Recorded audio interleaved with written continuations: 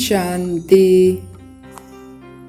अभोक्ता, असोचता, गुरुओं के गुरु, पतियों के पति, बेहद के बाप शिव बाबा की 29 अप्रैल 2022 की मुरली से होमवर्क। आज बाबा हमें बता रहे हैं कि बाप को बच्चों से पवित्रता की ही मदद चाहिए। देखें सामने बाबा को और बताएं उन्हें, क्या हम उनकी पवित्रता में मदद करेंगे? बाबा ने कहा कि वो साधु सन्यासी भी पवित्र रहते हैं, परंतु ज्ञान योग से नहीं पवित्र बनते तो ताकत नहीं है। ताकत तो तब मिले जब गृहस्थ व्यवहार में रहते फिर पवित्र रहें। उसको कहा जाता है बाल ब्रह्मचारी युगल।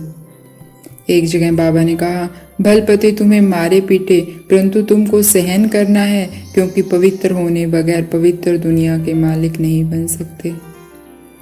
और बाबा हमें उमंग उत्साह दिला रहे हैं। बाबा कहते हैं, तुम कल्प तुम माताएं ही शिव शक्तियां बनी हो। जगत अम्बा सरस्वती की शेर पर सवारी दिखाते हैं, यह भी महिमा तुम्हारी है। तो हमें कुछ भी सहन करना पड़े, हमें पवित्र रहना ही है। पवित्रता ही ब्राह्मण जीवन का श्वास है, पवित्रता ही ब्राह्मण जीवन की फाउंडेशन है। और बाबा को बच्चों से कुछ नहीं चाहिए, बाबा को बच्चों से पवित्रता की मदद चाहिए। तो हम बाबा की मदद जरूर करेंगे और सारा दिन मनसा वाचा कर्मणा पवित्र बनने की कोशिश करेंगे। सारा दिन बाबा को पवित्र सामने देखेंगे। एवर प्योर बाबा, जिसने कभी अपवित्रता को छुआ ही नहीं, वो मेरा बाबा है। और मैं भी उनके किरणों में नहा उन समान पवित्र बन रही हूँ। मैं बाप समान पवित्र आत्मा हूँ।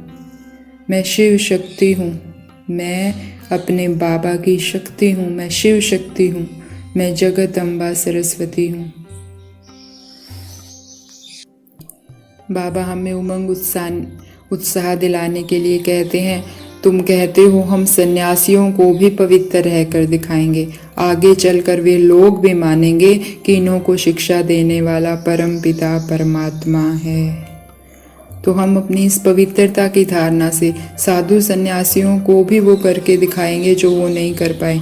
उन्होंने पवित्र रहने के लिए घर बार छोड़ा, क्योंकि उन्हें लगता था घर बार में रहते पवित्र नहीं रह सकते। लेकिन हम गृहस्थी घर बार में रह के पवित्र रहकर दिखाते हैं, क्योंकि हमारे पास परमात्मा का बल है और ये हमारी पवित्रता बाबा को प्रत्यक्ष करेगी।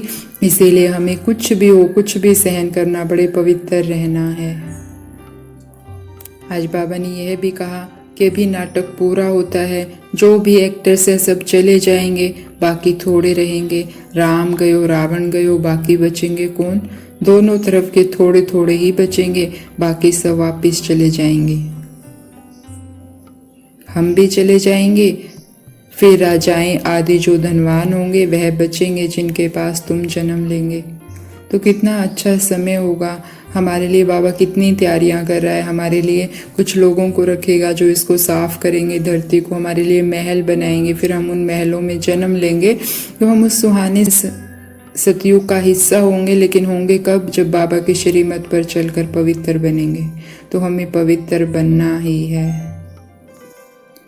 और हमें अपवित्र बनाने में जो सबसे ज़्यादा रोल है वो है व्यर्थ का। हम तन की पवित्रता को तो ध्यान रखते हैं, लेकिन मन में कितने व्यर्थ चलते हैं, कर्मों में कितने व्यर्थ चलते हैं। आज बाबा हमें उनसे भी अविद्या स्वरूप भव का वरदान दे रहे हैं, क्योंकि जब तक व्यर्थ खत्म नहीं होगा तब तक हम नहीं कह सकते कि हम संपूर्ण पवित्र हैं। तो आज बाबा ने हमें कहा कि समय, श्वास, बोल, कर्म सब में व्यर्थ की अविद्या अर्थात इनोसेंट। हमें पता ही ना हो कि व्यर्थ क्या होता है। ना हमारा समय व्यर्थ जाए, ना हमारी श्वासें व्यर्थ जाए, ना हमारे बोल, ना हमारे कर्म, इतना हमें व्यर्थ की अविद्या हो जाए। बाबा कहते हैं तभी तुम्हारी दिव्यता सहज अनुभव होगी लोगों को। क्यों नहीं अनुभव होती हमारी दिव्यता? हम पवित्र रहते हैं तो भी क्यों नहीं अनुभव होती? क्योंकि हम व्यर्थ में जाते हैं। तो आज हमें इस व्यर्थ को भी सदा के लिए विदाई देनी है। ना समय व्यर्थ जाए, ना श्वास, ना बोल, ना कर्म। बाबा कहते हैं क्या सिर्फ क्या करना है? पुरुष बन इस रथ द्वारा कार्य कराओ और एक बार की हुई गलती दोबारा रिपीट ना हो। तो आज हम सारा दिन पुरुष बनकर, और आज मैं पुरुष कैसा हूँ, पुरुष मतलब आत्मा, मैं आत्मा इस रथ द्वारा कार्य करा रही हूँ। मैं आत्मा एकदम पवित्र, मेरे अंग अंग से पवित्रता झलक रही है। अनुभव करें उस पवित्रता को बाबा सामने। बाबा की पवित्र लाइट माइट मुझ आत्मा से होती हुई सारे शरीर में फैल रही है। हर कर्मेंद्रिय एकदम पवित्र, आंखें बिल्कुल पवित्र। देखें अपने चेहरे की उस दिव्यता को जो इन किरणों के फैलने से बढ़ रही है। मैं परम पवित्र आत्मा हूँ, मैं परम पवित्र फरिश्ता हूँ, मैं शिव शक्ति हूँ, मैं डबल अहिंसक हूँ, मैं जगत अम्बा हूँ, मैं सरस्वती हूँ। इस दुनिया में रहते भी जब हम इस अवस्था में रहेंगे तो न्यारे और प्यारेपन का अनुभव करेंगे, कांटों के बीच में गुलाब बनकर खिलेंगे। तो ऐसी रूहानी गुलाब बनने वाली, दिव्यता का अनुभव कराने वाली इनोसेंट आत्माओं को ओम शांति। शुक्रिया मीठे बाबा, शुक्रिया।